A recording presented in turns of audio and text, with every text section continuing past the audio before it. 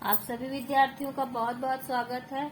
प्रस्तुत है कामायनी, जो झारखंड पीजीटी के सिलेबस में डाला गया है, उससे संबंधित और जयशंकर प्रसाद जी से संबंधित जो जो प्रश्न बन सकते हैं परीक्षाओं में, उन पे महत्वपूर्ण बिंदु देखते हैं और इनकी सभी रचनाओं को एक बार देखते हैं, क्योंकि एक रचना रखी गई है तो उस कवि की और सारी रचनाओं के बारे में पूछा जा सकता है।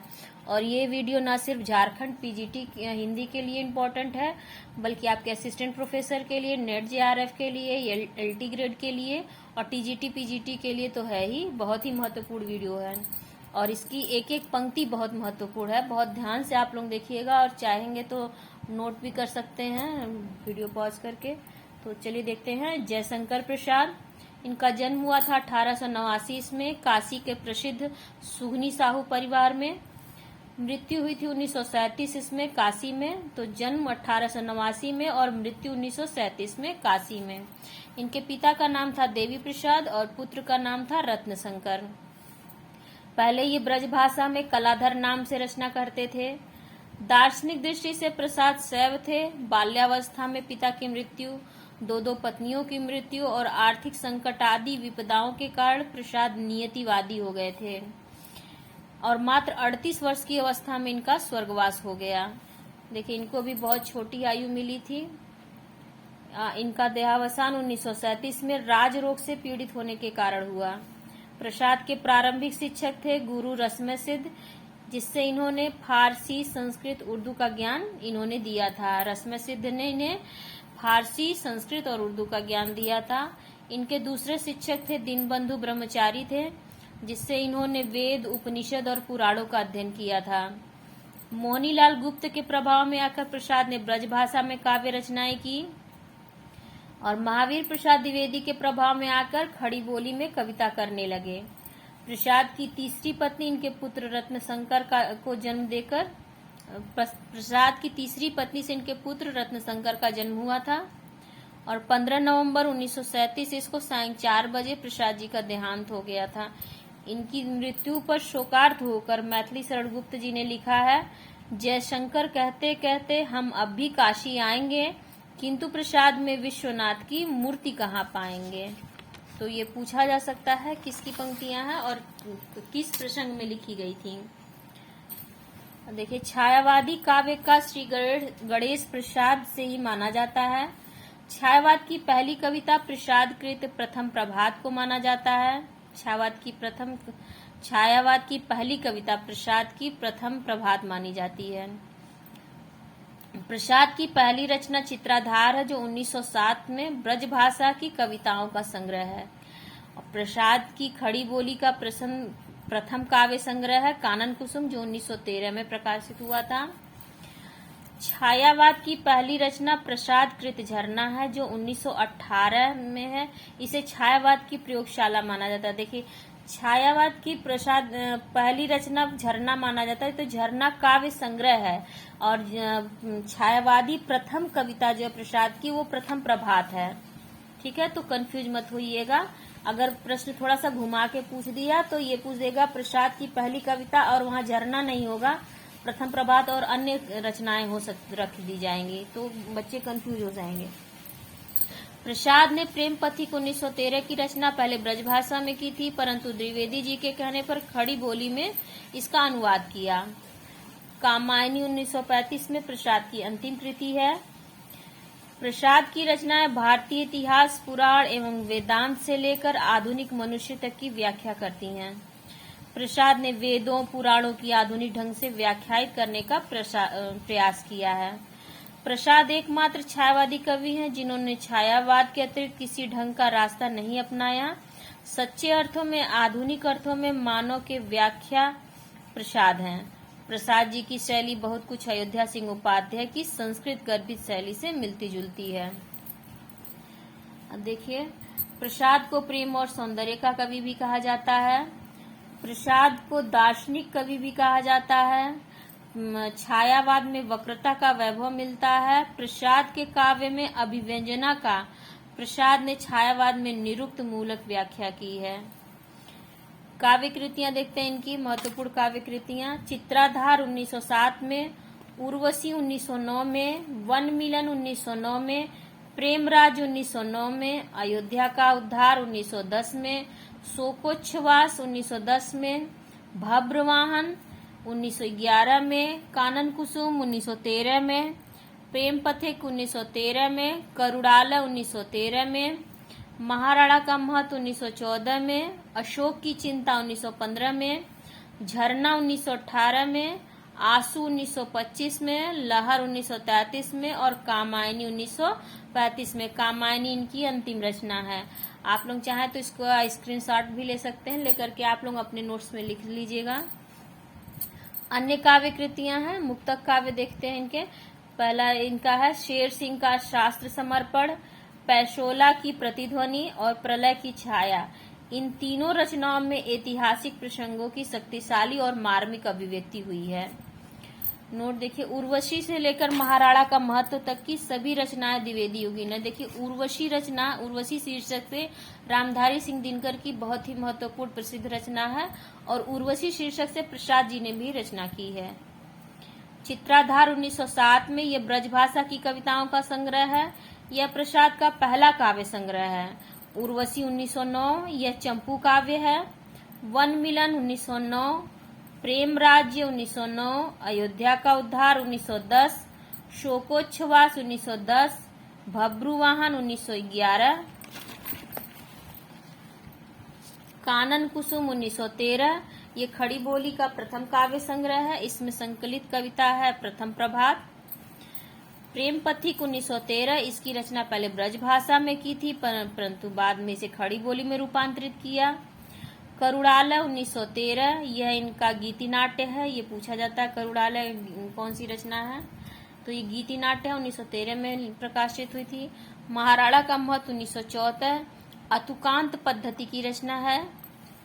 अशोक की चिंता 1915, अतीत के भीतर कल्पना के प्रवेश का उदाहरण है। झरना 1918, इसमें छायावादी प्रवृत्तियों का सर्वप्रथम समावेश हुआ है, इसलिए इस कृति को छायावाद की पहली रचना माना जाता है। 1918 में इसमें पहले 24 कविताओं का संकलन किया गया था, परंतु इसके दूसरे संस्करण में 33 कविताएं और जोड़ दी गईं। जैसे झरना में संकलित प्रमुख कविताएं हैं विषाद, बालू की बेला, खोलो द्वार, बिखरा हुआ प्रेम, बसंत की प्रतीक्षा, प्रथम प्रभात आदि प्रमुख हैं। इसमें आंसू 1925 में यह प्रसाद का स्मृति काव्य है, मुक्तक काव्य है, जो कि इसमें वियोग श्रृंगार में संपूर्ण वेदना को प्रस्तुत किया गया है। इसमें प्रयुक्त छंद है सखी या आंसू छंद में इसकी रचना की गई है, जिसमें 14 मात्राएं होती हैं। सखी या आंसू छंद में 14 मात्राएं होती हैं। इसमें प्रसाद ने अतीत की अनुभूतियों की स्मृति के माध्यम से दर्द भरी अभिव्यक्ति दी है। विरह काव्य है ये। आंसू नाम शीर्षक से भी समझ में आता है। शुक्ल जी ने इनके विषय में कहा है, कहने का तात्पर्य यह है कि वेदना की कोई एक निर्दिष्ट भूमि न होने से सारी पुस्तक कोई एक संभावित प्रभाव नहीं निष्पन्न होता है। सारी पुस्तक से कोई एक समन्वित प्रभाव नहीं निष्पन्न होता है। ये इन्होंने आंसू के विषय में कहा शुक्ल जी ने। आंसू का आरंभ कवि की विरह वेदना की अभिव्यक्ति से हुआ है। इस करुण कलित हृदय में अब विकल रागनी बजती है, क्यों हाहाकार स्वरों में वेदना असीम गरजती है। ये आंसू से है। इसके अंत में यह छंद दिया गया है, सबका निचोड़ लेकर तुम सूखे से सूखे जीवन में, बरसों प्रभात हिमकंसा आंसू इस विश्व सदन में। जो घनी भूत पीड़ा थी मस्तक में स्मृति सी छाई, दुर्दिन में आंसू बनकर वह आज बरसने आई। झंझा झकार था बिजली थी नीरद माला, पाकर इस शून्य हृदय को सबने आ डेरा डाला। ये सभी पंक्तियां आंसू से हैं। रो रो कर सिसक सिसक कर कहता हूँ मैं करुण कहानी, तुम सुमन नोचते फिरते करते जानी अनजानी। मादकता से आए तुम संज्ञा से चले गए थे, पतझड़ था झाड़ खड़े थे सूखे से फुलवारी में, किसलय दल कुसुम बिछाकर आए तुम इस क्यारी में। जल उठा स्नेह दीपक सा नवनीत हृदय था मेरा, अवशेष धूम रेखा से चित्रित कर रहा अंधेरा। सबका निचोड़ लेकर तुम दुख में सूखे जीवन में, बरसों प्रभात हिमकंसा आंसू इस विश्व सदन में 2 बार हो गया। चंचला स्नान कर आवे चंद्रिका पर्व में जैसी, उस पावन तन की शोभा आलोक मधुर थी ऐसी। आंसू पर कुछ अन्य आलोचकों ने टिप्पणियां की हैं। देखिए, जैसे आंसू की नायिका अज्ञात है, कुछ लोग इनकी पत्नी श्यामा को आंसू की नायिका मानते हैं। आंसू एक स्मृति काव्य है, ये नगेंद्र जी का कथन है आंसू के विषय में। आंसू अपने वर्तमान रूप में एक प्रबंध काव्य जैसा है, रामस्वरूप चतुर्वेदी की टिप्पणी है। आंसू विरह का मानवीय काव्य है, बच्चन सिंह ने कहा। आंसू न प्रबंध काव्य है न खंड काव्य, भी बच्चन सिंह की टिप्पणी है। लहर इनकी दूसरी महत्वपूर्ण रचना लहर 1933 में। यह प्रसाद का गीति काव्य है, इसमें प्रसाद में गीति कला का उत्कृष्ट रूप दिखाई देता है। प्रसाद की गीति कला का उत्कृष्ट रूप दिखाई देता है। लहर से कवि का अभिप्राय उस आनंद की लहर से है जो मनुष्य के मानस में उठा करती है और उसके जीवन को सरस करती है। इसमें संकलित कविताएं हैं शेर सिंह का शस्त्र समर्पण, पेशोला की प्रतिध्वनि और प्रलय की छाया। इसके में संकलित पंक्तियां हैं लहर में। देखिए, बीती विभावरी जागरी, अंबर पनघट में डुबो रही, तारा घट उषा नागरी। कभी कभी ये सारी पंक्तियां देके पूछ लेता, रचनाओं का नाम पूछ लेता है, इसलिए भी ये महत्वपूर्ण है। खग कुल कुल सा बोल रहा, किसलय का अंचल डोल रहा। अगला देखिए, ले चल बुलावा देकर मेरे नाविक धीरे धीरे, मेरा अनुराग फैलने दो नभ के अभिनव कलरव में।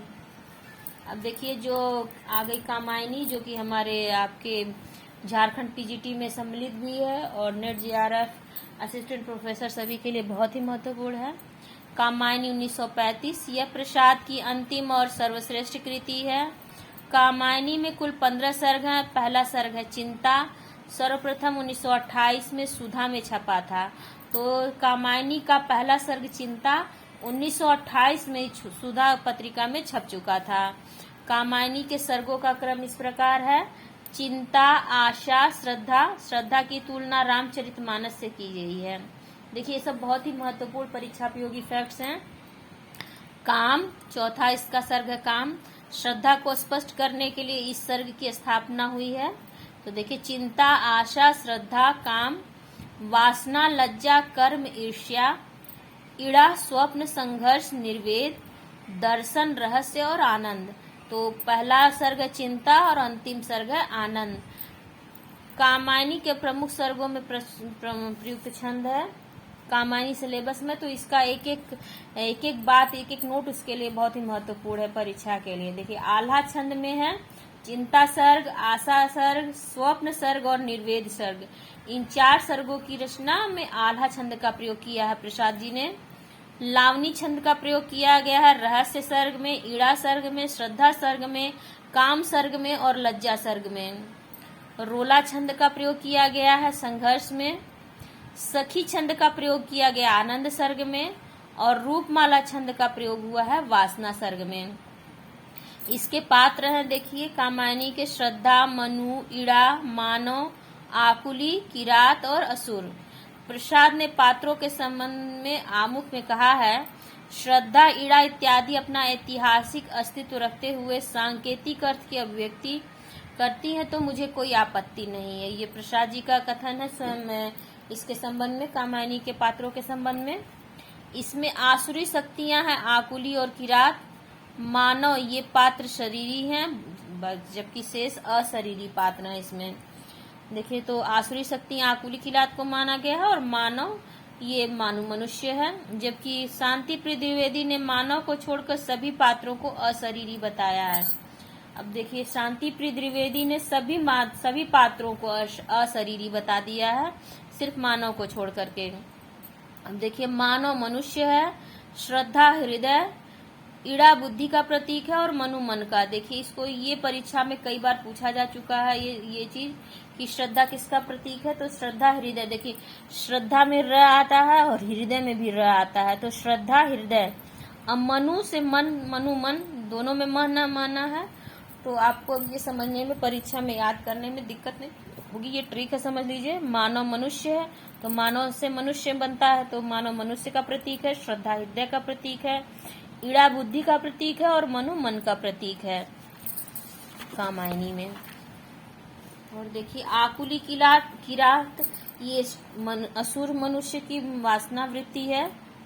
आकुली और किरात असुर मनुष्य की वासना वृत्तियां हैं। ये एक्चुअली में उसे आनंद सर्ग में बाधा उत्पन्न करती हैं। कामायनी में बुद्धिवाद के विरोध, हृदय तत्व की प्रतिष्ठा करते हुए कवि ने शैव दर्शन के आनंदवाद को जीवन के पूर्ण उत्कर्ष का साधन माना है। अर्थात कामायनी का मूल उद्देश्य है विषमता को समाप्त कर समता की प्रतिष्ठा द्वारा आनंदवाद की स्थापना करना। प्राचीन जल प्लावन के उपरांत मनु द्वारा मानवीय सृष्टि के पुनः विधान का आख्यान लेकर इस महाकाव्य की रचना हुई है। काव्य कथा का आधार है मनु को पहले श्रद्धा को, फिर ईड़ा को पत्नी के रूप में ग्रहण करना तथा ईड़ा को वंदनी या सर्वथा अधीन बनाने का प्रयास करने पर देवताओं का उन पर कोप करना। शुक्ल जी के अनुसार प्रसाद ने अपने प्रिय आनंद की प्रतिष्ठा दार्शनिकता से के ऊपरी आभास के साथ कल्पना की मधुमती भूमिका बनाकर दी है। कामायनी एक विशुद्ध मनोवैज्ञानिक रचना है। इसमें प्रतीकों का प्राधान्य है। इसका सारा प्रतीक विधान मनोवैज्ञानिक है। आचार्य शुक्ल रूप की भावना के अनुसार मनु मन का, श्रद्धा विश्वास का, समन्वित रागात्मिका वृत्ति का और ईड़ा व्यावसायिका बुद्धि का प्रतीक है। आचार्य शुक्ल के अनुसार जो है मनुमन का, श्रद्धा विश्वास का समन्वित तथा समन्वित रागात्मिका वृत्ति का और ईड़ा व्यावसायिका बुद्धि का प्रतीक है। कवि ने श्रद्धा की मृदुता, प्रेम और करुणा का प्रवर्तन करने वाली और सच्चे आनंद तक पहुंचाने वाली चित्रित किया है। ईड़ा या बुद्धि अनेक प्रकार के वर्गीकरण और व्यवस्थाओं में प्रवृत्ति करती हुई कर्मों को उलझाने वाली चित्रित की गई है। कामायनी में प्रसाद ने यंत्र और तर्क पर आधारित समाज के चित्रण के साथ साथ शैव दर्शन की अभिव्यक्ति दी है। यह भाव प्रधान या भावात्मक महाकाव्य कोटि में आता है। प्रमुख छंद है इसका तांडक कामायनी का। हिंदी आधुनिक काल का पहला आधुनिक महाकाव्य भी कहा गया है कामायनी को। आधुनिक काल का आधुनिक महाकाव्य। कामायनी के संबंध में विद्वानों के कथन देखिए जो बहुत ही महत्वपूर्ण है, बहुत ही ज्यादा महत्वपूर्ण है, वेरी वेरी इंपॉर्टेंट है। देख लीजिए, चाहे तो आप लोग स्क्रीनशॉट ले लीजिए और इसे नोट डाउन कर लीजिएगा।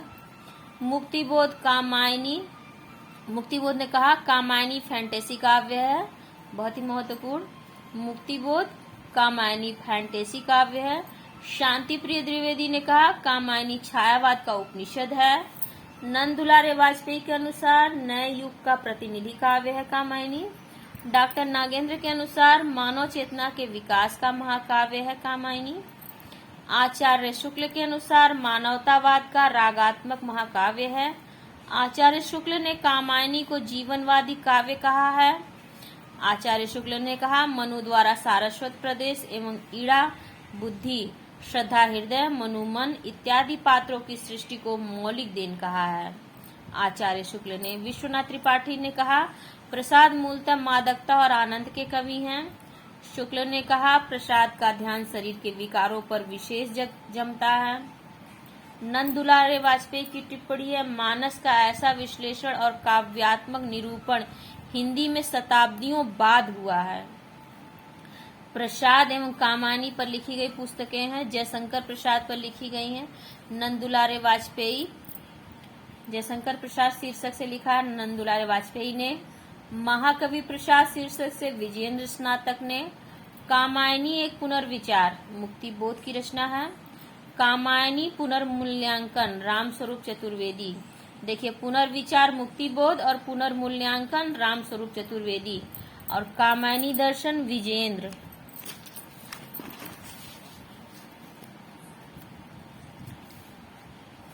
मुक्तिबोध ने कामायनी को मानवता की विजय और श्रद्धा को राष्ट्रवाद का प्रतीक बताते हुए कामायनी में शिव अशिव का द्वंद्व बताया है। कामायनी की प्रमुख पंक्तियां हैं हिमगिरी के उत्तुंग शिखर पर बैठ शिला की शीतल छां। ये देखिए, ये पहली ये मतलब कामायनी की शुरुआत यहीं से होती है, इन्हीं पंक्तियों से। हिमगिरी के उत्तुंग शिखर पर बैठ शिला के शीतल छां। ऊपर हिम था, नीचे जल था, एक तरल था, एक सघन, एक तत्व की ही प्रधानता, उसे कहो जड़ या चेतन। कामायनी की प्रथम पंक्ति है।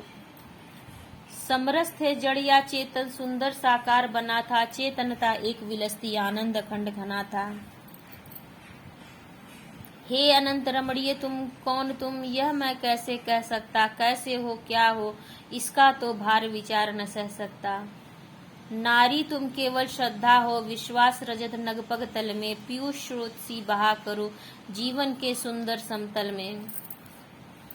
नील परिधान बिच सुकुमार, खुल रहा मृदुल अधखुला अंग, खिला हो ज्यों बिजली का फूल, मेघ बन बीच गुलाबी रंग। बिखरी अलके ज्यों तर्क जाल, यह विश्व मुकुट सा उज्ज्वल तम, शशिखंड सदृश या स्पष्ट मात्र। मनु तुम श्रद्धा को गए भूल, उस पूर्ण आत्मविश्वासमयी को उड़ा दिया था समझ तूल। तुम भूल गए पुरुषत्व मोह में, कुछ सत्ता है नारी की, समरसता है संबंध बनी अधिकार और अधिकारी की। तो अभी इसका हम लोगों को पढ़ना है, इसके चिंता आशा सर्ग जो है आपके सिलेबस में है, उसके ऊपर दूसरी वीडियो में बनाऊंगी। तब तक आपके जो भी प्रश्न हो आप कमेंट सेक्शन में पूछ सकते हैं, और अपने एजुकेशनल ग्रुप्स में इसे जरूर शेयर करिएगा। लाइक करना ना भूलिएगा। धन्यवाद।